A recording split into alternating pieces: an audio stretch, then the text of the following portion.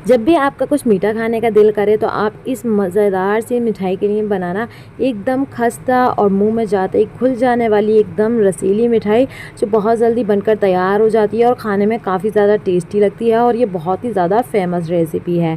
तो आप भी इस रेसिपी को ज़रूर ट्राई करना। तो सबसे पहले लेना है आपके लिए एक बाउल और उसमें डालेंगे हम 1 कटोरी भरकर यहाँ पर मैंने मैदा लिया है। मैदे के लिए पहले आप छान लें, आपको छान कर लेना है और 1 चुटकी हम यहाँ पर डालेंगे नमक। इसी के साथ में हम यहाँ पर डालेंगे 3 चम्मच भरकर रिफाइंड ऑयल डाला है। तो रिफाइंड ऑयल की जो क्वांटिटी है वो आपको थोड़ी थोड़ी कर डालनी है और अच्छी तरह से आपको हाथ से इस तरह से इसे मिला देना है और इस तरह से आपके लिए इसका गुल्ला बनाकर तैयार करना है। तो यहाँ पर मुझे रिफाइंड ऑयल थोड़ा कम लग रहा है तो यहाँ पर थोड़ा सा रिफाइंड ऑयल डालकर और अच्छी तरह से इसे मिला लूँगी और इस तरह से जब इसका जो गुल्ला बनकर तैयार हो जाएगा तो जो आपका मैदा है उसमें मोइन बिल्कुल परफेक्ट है। अब यहाँ पर हम डाल रहे हैं 2 चुटकी के बराबर यहाँ पर मैंने बेकिंग पाउडर डाला है। आप चाहे तो यहाँ पर घी भी ले सकती हैं। बेकिंग पाउडर की जो क्वांटिटी है वो आपको थोड़ी कम रखनी है, ज़्यादा नहीं डालना है। और इसी के साथ में हमने इसे अच्छी तरह से मोइन लगाकर तैयार कर लिया है। अब हम इसमें थोड़ा थोड़ा पानी डालकर इसका टाइट आटा लगाकर तैयार करेंगे। आटा ज़्यादा सख्त नहीं होना चाहिए और न ज़्यादा पतला होना चाहिए। बस आपके लिए इतना ध्यान रखना है कि जो आप आटा लगा रहे हैं थोड़ा सा टाइट हो, जिससे हम इसे बेलें तो जो हमारी रेसिपी है एकदम खस्ता करारी बने। तो बस इसी तरह से आपके लिए आटा लगाकर तैयार कर लेना है। थोड़ा टाइट सा आटा लगाकर तैयार कर लें और अच्छी तरह से उसे चिकना कर गूंद लें। तो यहाँ पर आप देख सकते हैं हमारा जो आटा है वो अच्छी तरह से लग चुका है और इस तरह से आपको थोड़ा सा इसे चिकना कर लेना है, जिससे जब हम इसकी रेसिपी बनाएं तो वो बिल्कुल एकदम परफेक्ट बने। तो बस यहाँ पर हमारा आटा लग चुका है। इसे ढककर 10 मिनट के लिए रख देते हैं और आगे का हम प्रोसेस तैयार कर लेते हैं। तो सबसे पहले मैंने यहाँ पर लिया है 1 कटोरी में 2 चम्मच रिफाइंड ऑयल लिया है। आप यहाँ पर घी भी ले सकते हैं। मैंने यहाँ पर 2 चम्मच रिफाइंड ऑयल में डाला है, 2 चम्मच भरकर यहाँ पर मैंने मैदा डाला है और डालकर अच्छी तरह से इसे मिला देना है और इस तरह से इसका जो पेस्ट सा गाढ़ा सा पेस्ट आपको तैयार कर लेना है। आप इसकी जगह मैदे की जगह आप गेहूं का आटा भी ले सकते हैं।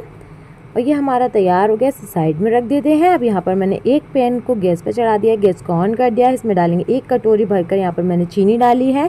इसी के साथ में 1 कटोरी भरकर मैंने यहाँ पर पानी डाल दिया है। पानी और चीनी की क्वांटिटी आपको बराबर रखनी है और यहाँ पर 2 सफ़ेद इलायची इस तरह से कूट कर डालनी है। बहुत ही अच्छा फ्लेवर आएगा इससे। और बस यहाँ पर करीब 2 मिनट के लिए मीडियम फ्लेम पर इस चाशनी को पकने के लिए हम छोड़ देते हैं।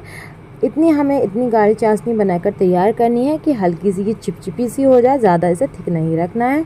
करीब 2 मिनट हो गए हैं चाशनी को पकते हुए, तो हमारी जो चाशनी है वो भी अच्छी तरह से बन चुकी है और ये हल्की सी गाढ़ी भी हो गई है और हल्की सी ये चिपचिपी सी भी है। इस तरह से ये हल्की सी जब गाढ़ी हो जाए और इस तरह से ये चिपकने लगे हाथों पर, तो जो हमारी चाशनी है वो बिल्कुल परफेक्ट तैयार हुई है। गैस को ऑफ कर देना है क्योंकि इसके बाद में जब हम इसे ज़्यादा पकाएंगे तो ये ज़्यादा थिक हो जाएगी और ये जब हम इसे ठंडा करेंगे तब ये ज़्यादा गाढ़ी हो जाती है। तो इस टाइम पर गैस को ऑफ कर देंगे और बस हम इसे एक बाउल में ट्रांसफ़र कर लेंगे।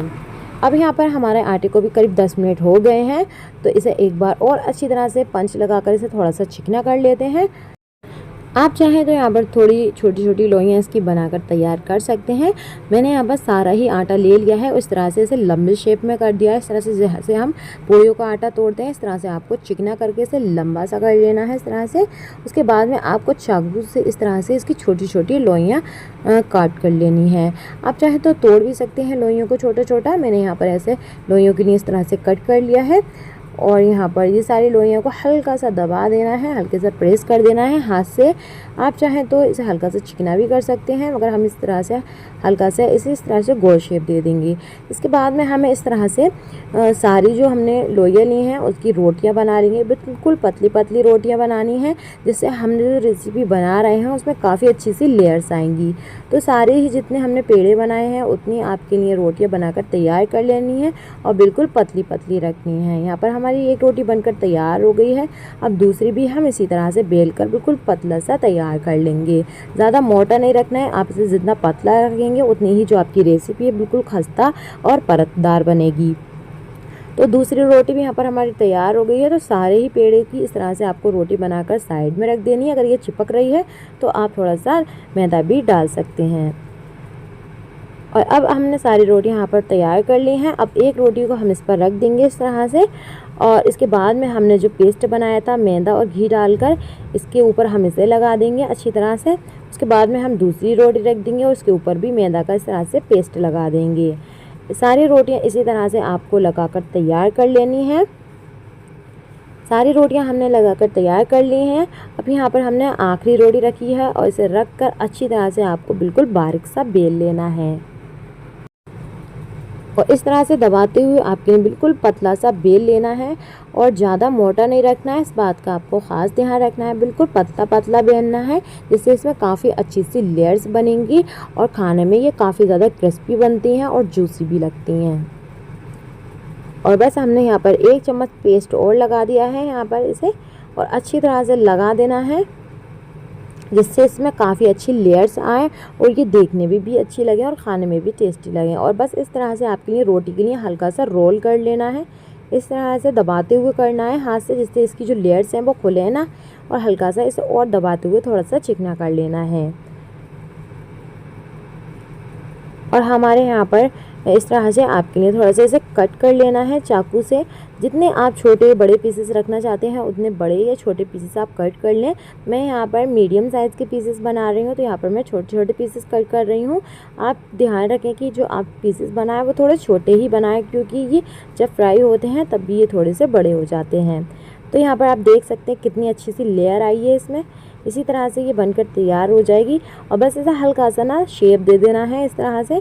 आप चाहें तो इसे गोल में भी बना सकते हैं। मैं यहाँ पर थोड़ा सा इसे चपटा कर रही हूँ, इस तरह से हल्का सा शेप दे रही हूँ। तो इस तरह से हल्का सा इन्हें शेप दे देना है और बस सारे ही इसी तरह से बनाकर तैयार कर लेने हैं।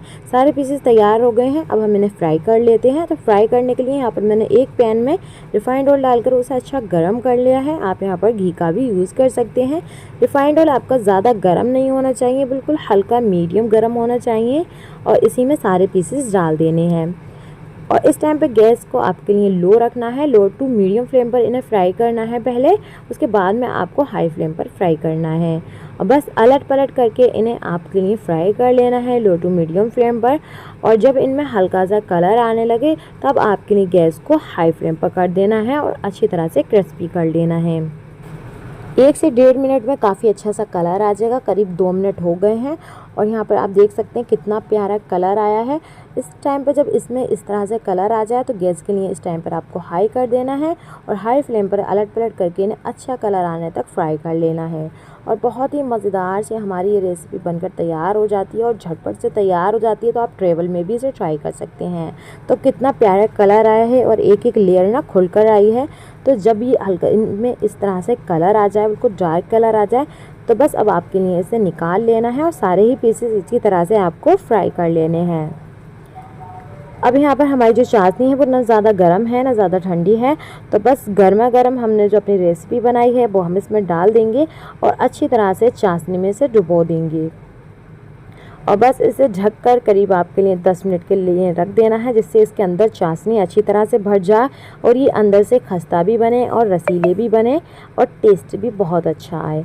तो करीब 10 मिनट हो गए हैं, तो बस हम इसे चेक कर लेते हैं और काफ़ी ज़्यादा मज़ेदार बनती है ये रेसिपी। तो आप भी इस रेसिपी को बनाकर एंजॉय कर सकते हैं। कोई भी फेस्टिवल हो या फिर कोई भी फंक्शन हो या फिर कभी भी आपका कुछ मीठा खाने का मन करता है तो आप इस रेसिपी को बनाकर एंजॉय कर सकते हैं। तो बस मैंने यहाँ पर सारे पीसेस निकाल लिए हैं। थोड़े से मैं यहाँ पर ड्राई फ्रूट से गार्निशिंग कर दूँगी और बहुत ही मज़ेदार से हमारी ये बहुत ही मज़ेदार सी मिठाई बनकर तैयार है। खाने में एकदम खस्ता क्रिस्पी, मुंह में जाते ही घुल जाने वाली ये रेसिपी बहुत ही जल्दी बनकर तैयार हो जाती है और सच में बहुत ही कम सामान में बनकर ये तैयार होती है और बहुत ही मज़ेदार सी, बहुत ही फेमस खाजा की रेसिपी बनकर तैयार है। तो आप भी इस रेसिपी को एंजॉय करना, बहुत ज़्यादा टेस्टी बनती है और बहुत ही ज़्यादा खस्ता होती है। तो आज की वीडियो हेल्पफुल लगी है तो वीडियो को लाइक और शेयर ज़रूर करना।